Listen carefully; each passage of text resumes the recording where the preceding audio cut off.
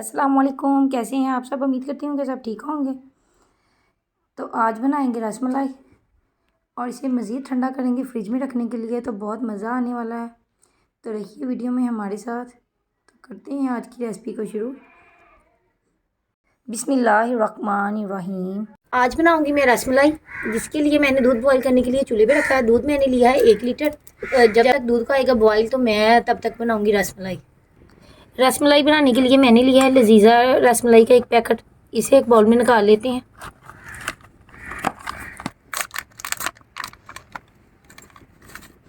इसी के साथ शामिल करेंगे 2 चम्मच कुकिंग ऑयल।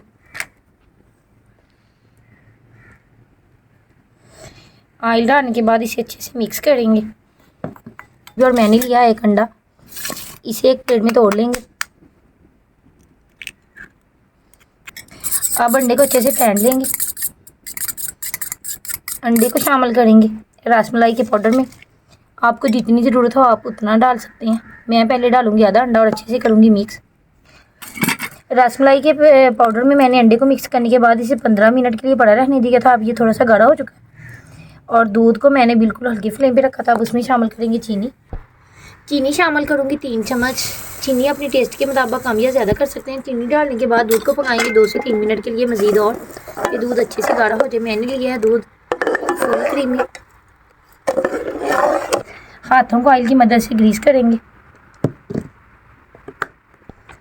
थोड़ा सा लेंगे बैटर। आप जितनी रसमलाई बड़ी बनाना पसंद करें उतनी बना सकते हैं। मैं बनाऊंगी इतनी गोलियां इनकी। तो अब इसको डालते हैं बॉईल करते हुए दूध में। इसी तरह करके जल्दी जल्दी बनाएंगे सारी रसमलाई।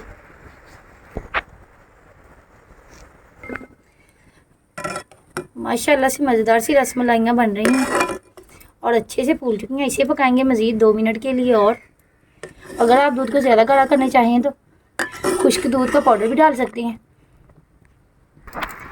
रसमलाइयाँ पकाते हुए 3 से 4 मिनट हो चुके हैं और मज़ीद 2 से 3 मिनट इन्हें और पकाएंगे।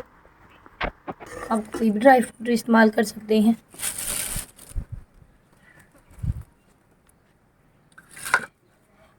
इस स्टेज पर मेरी रेसिपी पसंद आई तो मेरे चैनल को सब्सक्राइब करें, लाइक करें, शेयर करें।